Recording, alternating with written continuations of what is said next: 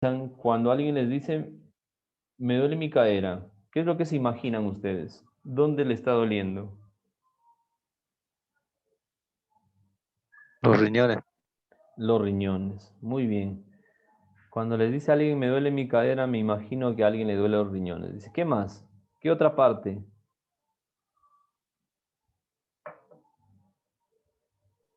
Puede ser la articulación coxofemoral La también. articulación coxofemoral, la articulación de la cadera. Entonces, cuando hablamos de la articulación de la cadera, estamos hablando lo que hizo referencia la compañera, ¿no? Específicamente.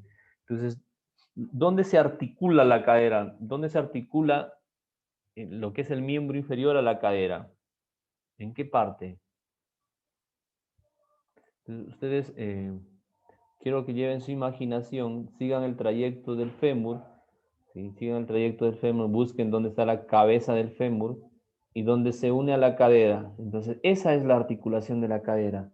Cuando alguien dice un pantalón a la cadera, yo me imagino pues un pantalón, imagínense abajo, donde está la cabeza del fémur, viéndose la mitad de, la, de la cola, ¿no? La parte posterior, hacia adelante, viéndose casi el pubis. Imagínense un pantalón a la cadera, donde es la articulación de la cadera, ¿no?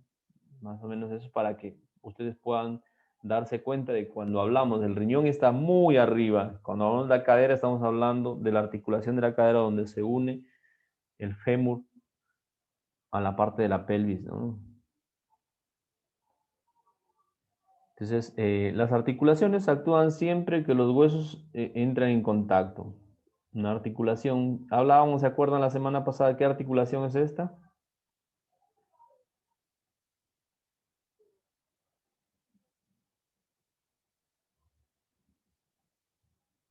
¿No se acuerdan? Una articulación que está en el miembro superior, que es Manguito rotador. el manguito rotador, sí, pero la El articulación como tal, húmero escapular. húmero escapular. Entonces aquí estamos hablando, ¿sí? De este tipo de articulación, ¿no? Gleno humeral o el hombro. Entonces aquí esta es la articulación. Este es el húmero que se une a la escápula a través de la articulación glenohumeral. Entonces, cuando existe una luxación, por ejemplo, esto se separa y se va al costado. La cabeza del húmero se separa y se va hacia un costado. Entonces, el miembro superior pierde lo que es la morfología, no es igual. Está hacia parte, aquí está hundido, queda un hueco porque la cabeza del fémur ha salido hacia un extremo y no tiene movimiento, ¿no? Y duele, está muy álgido el paciente. Cuando hay una fractura en la clavícula, decíamos que esto pierde la continuidad. Cuando hay una fractura en la parrilla costal, pierde la continuidad. Entonces, cuando hacemos la evaluación, seguimos el trayecto de la estructura ósea, ¿no? No salten eso que pongan los dedos como piano, eso no existe, ¿eh? Porque se van a saltar el trayecto de la estructura ósea. Entonces, lo que hacemos es seguir el trayecto anatómico de la estructura ósea. Escápula, la parte posterior, o la lampa, como lo llaman, ¿no? La escápula. ¿Sí? La articulación glenohumeral del hombro, el húmero, la escápula. La articulación acromioclavicular, la clavícula hacia la parte de la escápula. La articulación esternoclavicular del esternón, donde se une hasta la clavícula. El esternón también se une a la parrilla costal, a las costillas como tal, a través de un cartílago, ¿no? Lo que está pintado de celeste son cartílagos, ¿no? Que van a ser unidos. El brazo tiene el húmero, que es el hueso de apoyo, y el antebrazo tiene dos huesos, ¿no? Que es el cúbito y el radio. ¿Y cómo puedo diferenciar el cúbito y el radio? En posición anatómica, ¿hacia dónde está el radio? ¿Hacia afuera o hacia adentro? En posición anatómica, parado, con las palmas hacia adelante. Se encuentra externo, Hacia afuera, externo. Externo, ¿no? lateral Más externo. externo. Entonces, para que no se olviden, ¿sí? Su dedito pulgar arriba es la antenita del radio, ¿sí? De ahí no se van a olvidar nunca, ¿no? La antenita del radio, pulgares arriba. Cúbito El cúbito es la cara medial, lo que está más pegado a nuestro cuerpo en posición anatómica, ¿no? Entonces, los dedos, cuando hacemos, por ejemplo, un reporte en nuestra historia clínica, ¿sí? Vemos los deditos que están fracturados, lo vamos a dividir, por ejemplo, en falanges, ¿no? Hablamos de primera falange, segunda falange, tercera falange, ¿sí? Las falanges, primera, segunda y tercera falange. O hablamos de la parte de los metacarpales o carpiales, ¿sí? A este nivel. También estamos hablando la parte de los carpos, ¿no? Los huesos más pequeños de estructura.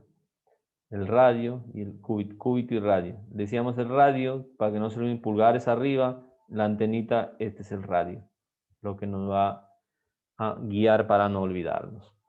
Cuando hablamos de fracturas, por ejemplo, imagínense el dedo índice fracturado a la tercera falange, falange distal, ¿no? Dedo índice fracturado la segunda falange o falange intermedia. Dedo índice fracturado la primera falange o proximal. Entonces ya el profesional se da cuenta. Y así sucesivamente hay subdivisiones. Por ejemplo, tercio, esto se vuelve a subdividir en 3. Y hablamos del tercio distal, del tercio medio y el tercio proximal. Cuando hablamos de una estructura proximal, estamos hablando de la que está más cerca hacia el tronco, ¿no? Entonces ya tenemos cómo dividir y cómo hacer una georreferenciación de dónde están las lesiones. Esto para que nosotros cuando podamos escribir o describir algún tipo de lesión, podamos hacerlo con propiedad, ¿sí? Todos los dedos, pulgar, índice, medio, anular, meñique, falanges, las 3 falanges. En algunos libros van a encontrar falange, falangina y falangeta. Lo van a encontrar todavía en algunos libros, depende del libro que ustedes consulten, ¿no? ¿Sí?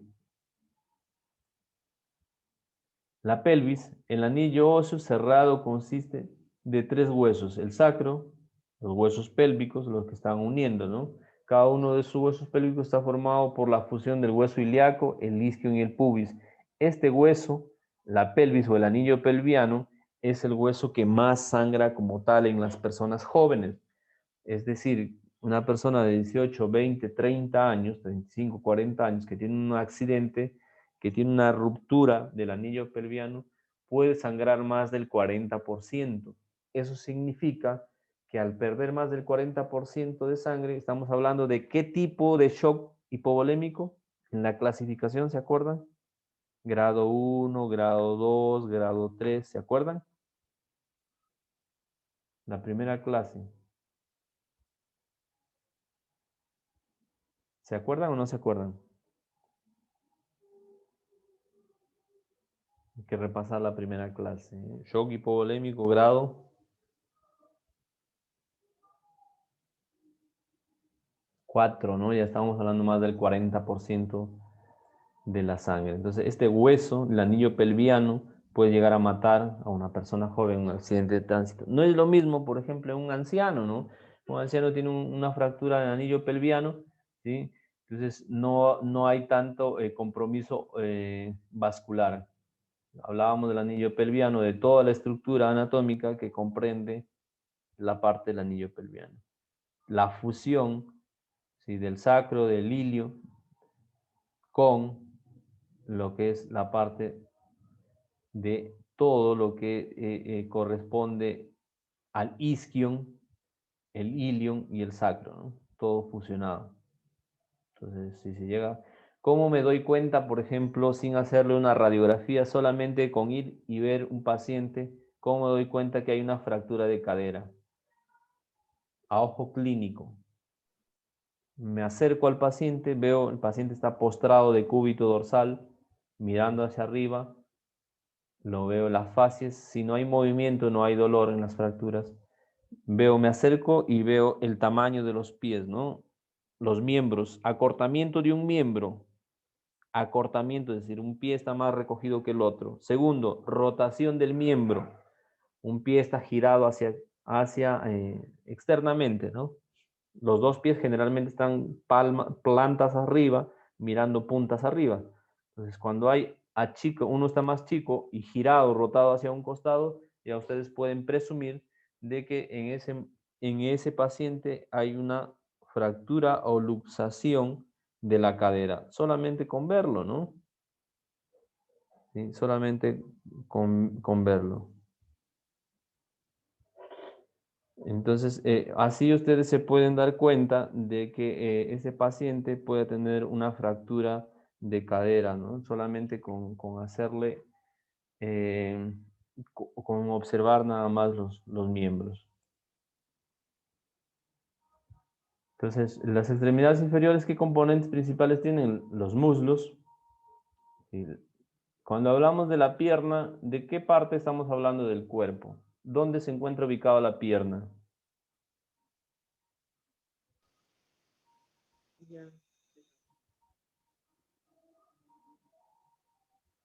En la parte distal, doctor. ¿Cuál? En la parte inferior del cuerpo, ¿Cuál es la pierna? ¿Qué huesos comprenden la pierna?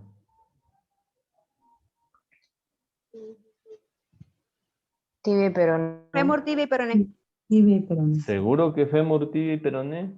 La pierna. Peroné y tibia. No, peroné y tibia. Sí. Ese es un error también muy a menudo, ¿no? Dicen la pierna y se agarran el muslo. Sí, entonces la pierna tiene un hueso que es el fémur. ¿Seguros? No, ese es el muslo. No. El muslo es el La fémur. pierna, estamos hablando de tibia y peroné. Del muslo estamos hablando del fémur. Del Entonces, es un fémur, sí. error muy común que se escucha cuando se hace una presentación de un paciente. Dicen traumatismo en tercio medio de la pierna y te muestran el fémur. ¿Sí? Entonces la pierna estamos hablando de tibia y peroné, ¿no? Entonces, ahí para que podamos más o menos darnos cuenta. O fractura, contusión o hematoma equimosis en la articulación de la cadera. Y te muestran arriba, en región de las fosas renales, más arriba. Entonces, más o menos para que ustedes puedan hablar con propiedad, ¿no? Y hablamos de las extremidades inferiores ya de tobillo. A nivel del tobillo, ¿qué lesiones podemos encontrar? esguince, Esguinces a este nivel, Luxaduras. luxaciones, ¿sí? fractura. Fracturas, más o menos.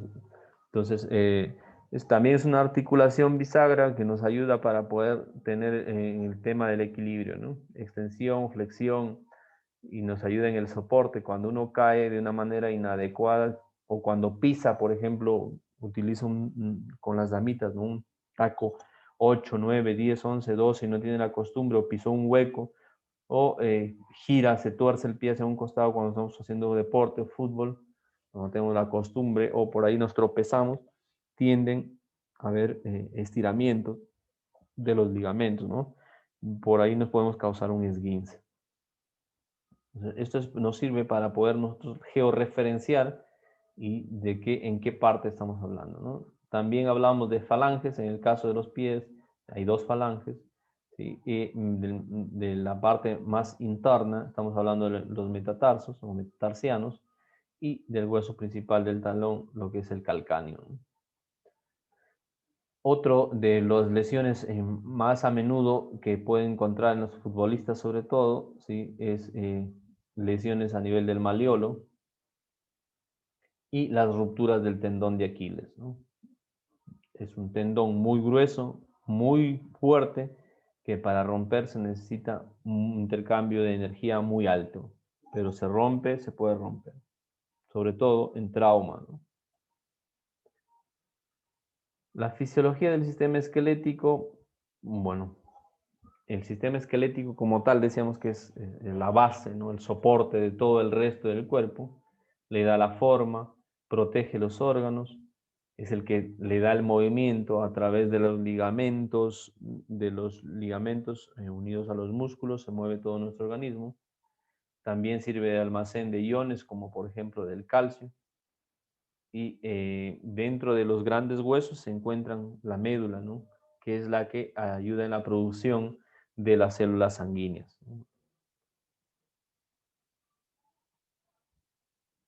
También, aparte de que hablábamos del de la estructura, de la forma, de todo lo que es la protección, nos permite también posicionar, ¿no? o tener una postura, el movimiento y la protección de los órganos internos que hablábamos, ¿no?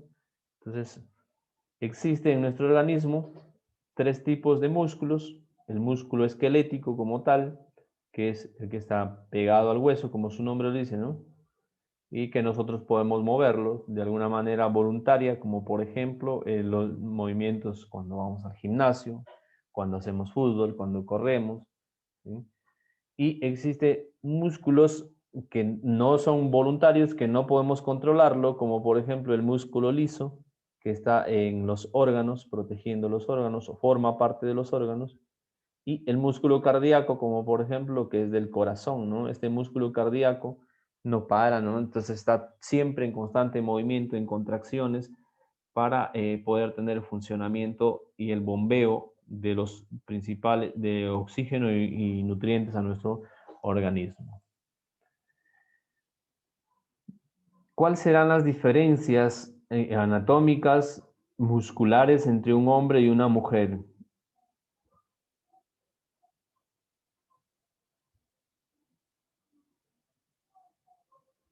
¿Ustedes creen que existan músculos que las mujeres no tienen? ¿Que los hombres tengan diferentes tipos de músculos? El tamaño y la proporción varía en el sexo masculino y femenino. Género, perdón.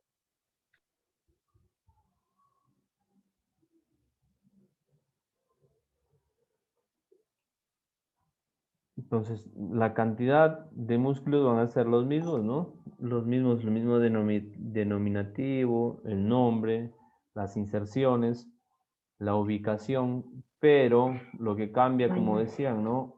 Es la proporción. Y no necesariamente el hombre va a estar, va a ser más musculoso que la mujer. Va a depender de la actividad que le den a cada uno de los músculos. Ustedes han visto los físicos culturistas, hay mujeres físico-culturistas que tienen la musculatura mucho más desarrollada que los hombres. Entonces va a depender de la actividad que se le dé. Normalmente estamos acostumbrados a encontrar en la anatomía que los hombres, algunos por nuestra ya condición anatómica, tenemos más o menos masa muscular, y eso se entiende, ¿no? Por nuestra constitución genética, pero también encontramos mujeres que tienen más masa muscular que algunos hombres, ya sea por la condición genética que tienen o por la actividad física que realizan, ¿no? Por el constante ejercicio. La contracción y relajación del sistema muscular posibilita el movimiento y la manipulación de todo lo que está a nuestro entorno, ¿no? Entonces, todos estos movimientos generan calor. La función principal es proteger las estructuras que están a su alrededor, dentro o cubiertos por ellos, ¿no? Entonces, cuando los músculos están en movimiento, liberan energía o consumen energía y liberan calor. Imaginemos la parte respiratoria de un ser humano en una posición anatómica normal, sin ninguna enfermedad, sin ninguna patología. Vía respiratoria superior, ¿sí? Las fosas nasales, que aquí es donde ingresa el aire, tiene una especie de vellos que sirven de filtro, y en la parte posterior está una ramificación de vasos sanguíneos que sirven de calefactor del aire que ingresa, ¿no? Posterior a ello tenemos la nasofaringe, que ya empieza la estructura netamente de la vía aérea como tal. Por la parte de la boca tenemos los dientes, el orificio, la lengua, que va más relacionada a la parte digestiva, y en la parte posterior tenemos la orofaringe. El aire que cuando uno ingresa en la vía respiratoria decíamos que tendría que entrar por la vía, ¿sí?, nasal, donde va a sufrir una especie de filtro y calefacción, humidificación, para que pueda entrar de una manera adecuada en la vía respiratoria. Aquí existen otros órganos o tejidos que van a servir, por ejemplo, de resonancia en la parte de la formación de los sonidos, ¿no? Cuando uno habla. Más posterior a ello tenemos la epiglotis, que son unas válvulas, válvulas que están ahí pegadas a ellas, las cuerdas vocales, que sirven para la fonética, que la epiglotis también tiende a inflamarse o a hincharse cuando existen irritantes de cualquier tipo, o cuando uno es alérgico a algo, tiende a edematizarse. Se cierra de tal manera que es a este nivel, justo en la parte más estrecha, y uno ya no puede tener entrada de aire, ¿no? Entonces de ahí va a ser mano de otras técnicas o procedimientos para poder tener acceso a la vía respiratoria de una manera rápida, como por ejemplo una cricotiroidotomía, una traqueostomía, que lo vamos a hablar mucho más adelante. Ya hablamos de la vía respiratoria inferior, ya estamos hablando de la tráquea, de los bronquios, bronquiolos y la terminación en los alveolos, ¿no? Todo esto comprende lo que son los pulmones, ¿sí? Los pulmones como tal. Dividido por un músculo grande, que es el diafragma, que divide la cavidad abdominal de la cavidad torácica como tal.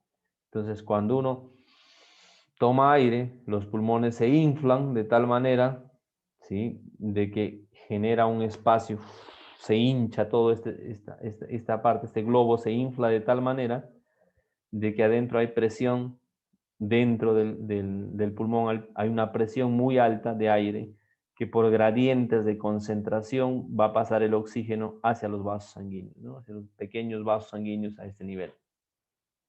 Pequeños vasos sanguíneos. Entonces va a salir el aire cargado de CO2 y va a ser expulsado. Entonces, eso es lo que ocurre habitualmente. Entra aire cargado de oxígeno y sale aire cargado de CO2. ¿Cuánto de oxígeno hay en el aire, en el medio ambiente?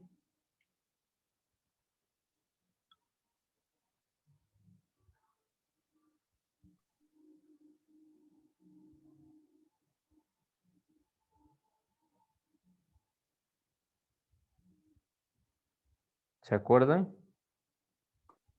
21%. 21%. Sí, exacto, ¿no? 21%. ¿Sí? El resto son otros gases, ¿eh?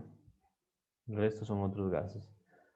Esto nos sirve, por ejemplo, también decíamos que cuando uno hace una intubación orotraqueal, tendría que quedar el tubo más o menos aquí, en una línea entre 22 a 24 de la numeración del tubo, medido para un tamaño, ¿no?, adecuado de la persona.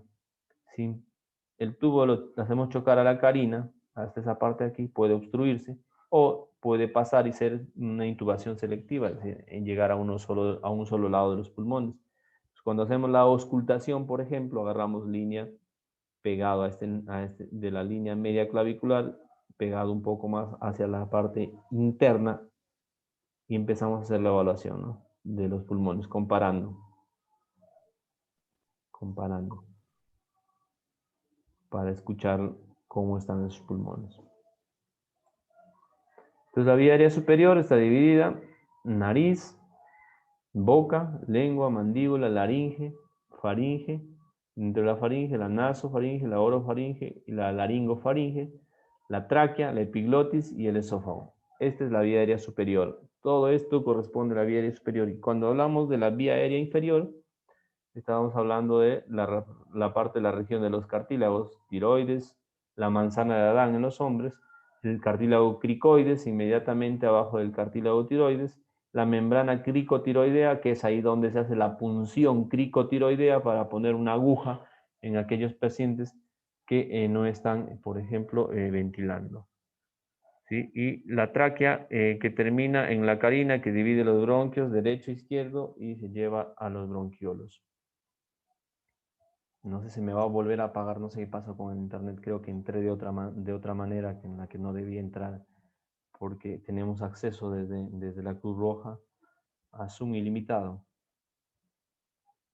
Entonces los pulmones están divididos en lóbulos que contienen bronquios, bronquiolos, alveolos, que nos permite nosotros, cuando hacemos una valoración del paciente, identificarlo, ¿no? Decíamos que cuando queremos escucharlo, escuchamos más o menos a este nivel y lo vamos comparando vamos comparando cómo van sonando la entrada y salida de aire de cada uno de los pulmones. Cuando uno hace una punción cricotiroidea, decíamos que buscamos la membrana cricotiroidea, que es a este nivel, en la mitad del cuello, pasen la saliva y van a ver que se forma un huequito. Ahí es donde se busca la membrana cricotiroidea para hacer una punción con aguja en aquellos pacientes que tienen un atragantamiento, ¿sí? O con un edema de glotis donde no hay entrada de aire. Esto es de emergencia, nos puede servir hasta 2 horas para poder resolver la emergencia, ¿no?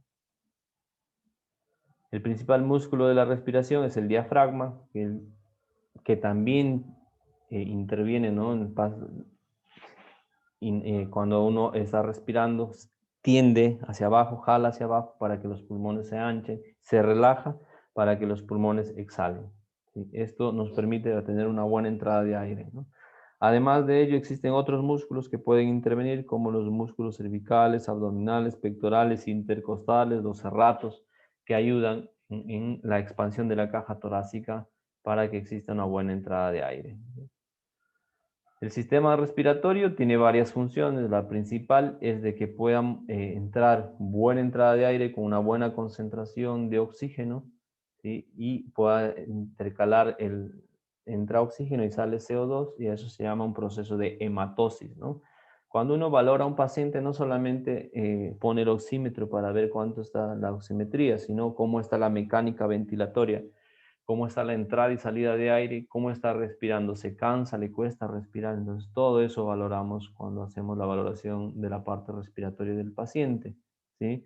Entonces, cada oxígeno, cada molécula de oxígeno que llega a nuestro cuerpo es muy importante para que las células no se mueran, ¿no? Si hay una respiración anaeróbica, es decir, sin entrada de oxígeno, la energía que se produce es muy poca, 19 veces menos, libera radicales libres, mediadores químicos, ¿sí? Que pueden causar mucho daño por la lisis, por la destrucción de las células, ingresa todo ese producto de desecho al torrente sanguíneo, produciendo una acidosis en nuestro cuerpo, causando mucho más daño todavía a la lesión que ya tiene, ¿no? Por la cual está con la oxigenación baja, ¿no?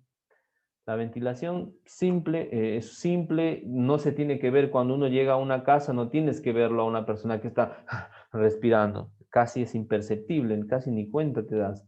Y entonces la cantidad de aire que uno mete va a depender del tamaño que uno tiene, ¿no? Y estamos hablando del volumen tidal, de la cantidad de aire que mete uno en proporción a su tamaño, ¿no? Un volumen residual, estamos hablando de la cantidad de aire que sobra cuando uno ha tomado aire y ha exhalado y se queda un pequeño volumen, y a eso lo llamamos volumen residual.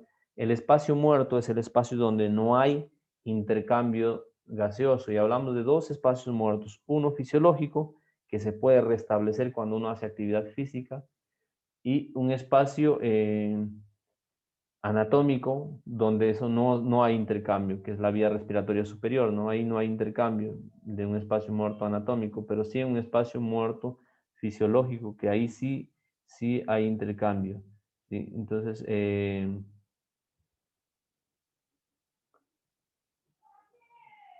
me quiere...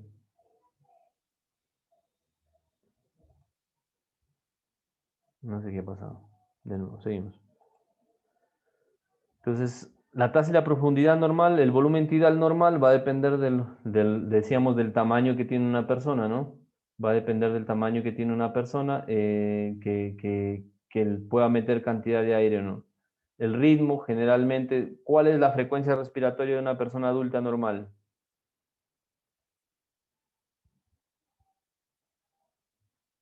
¿16 a 20? Más o menos así, ¿no? Y hay algunas variaciones, como por ejemplo estar dentro, a nivel del mar, estar por sobre de los 4000 metros, que va a ir cambiando, ¿no? Que la persona sea deportista de élite, hay algunas condiciones. El movimiento de la elevación y disminución regular de ambos lados del pecho tiene que ser simétrico, al mismo tiempo se suben, al mismo tiempo bajan.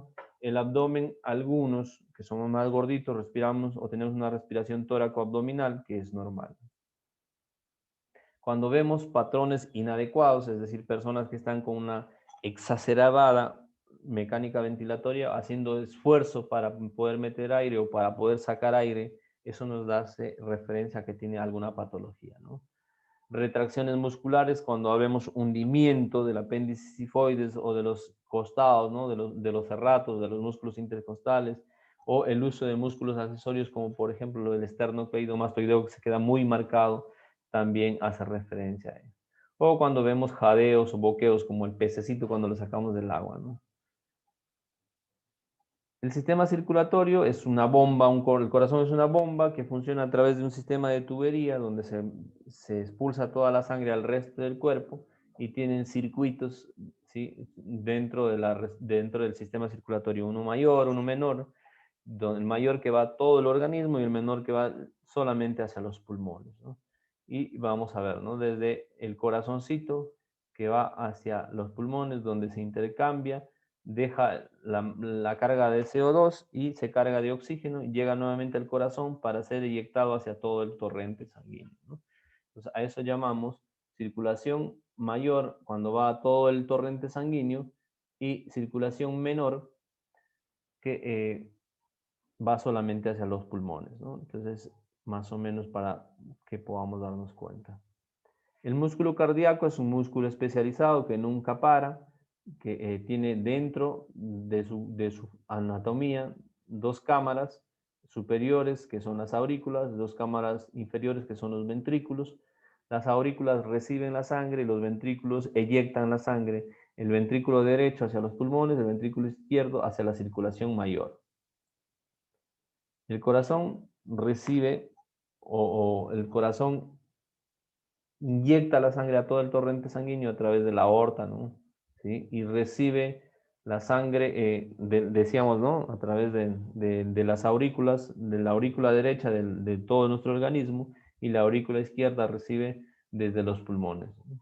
Y los ventrículos, el ventrículo derecho eyecta la sangre hacia los pulmones y el ventrículo izquierdo a la circulación mayor. Como podemos ver, las cavidades ventriculares son más gruesas, más grandes, porque estas son las que eyectan la sangre, ¿no? Se contraen con más fuerza para poder eyectar la sangre. ¿Cuál es la frecuencia cardíaca normal en un adulto en emergencias? De 60 a 100, ¿sí? Y el volumen va a estar dado por la cantidad de sangre movida en un minuto, ¿no? La frecuencia cardíaca por el volumen latido, que eso corresponde al gasto cardíaco. Cuando hablamos del gasto cardíaco, estamos hablando del volumen latido por la frecuencia cardíaca, y a eso corresponde el gasto cardíaco. El sistema de conducción eléctrica, el corazoncito tiene su propio sistema de conducción eléctrico, es decir, tiene su propio motor, donde ese motorcito es el que hace que funcione, ¿sí? El corazoncito como tal. Entonces, eso va a ir como que haciendo que tenga sus movimientos coordinados, ¿no? Descargas eléctricas que se ven en un electrocardiograma, de tal manera de que eso hace de que nuestro organismo pueda funcionar adecuadamente, ¿sí? Las arterias están tapizadas por dentro de tal manera de que no exista ninguna especie de asperosidad, de lesiones, de heridas dentro del vaso sanguíneo recubierto por un endotelio, una capa muy finita, muy delgada, muy lisa, que no se genere la especie de agregaciones, de agregados plaquetarios o de redes de fibrina, que eso haría que se formen coágulos, ¿no? Entonces es como una especie de lustrado que tiene por dentro el vaso sanguíneo, de un tapizado por un endotelio, un tejido vascular muy fino, muy delgado, muy prolijo, que a través de ello se cubre todas las arterias en todo nuestro organismo.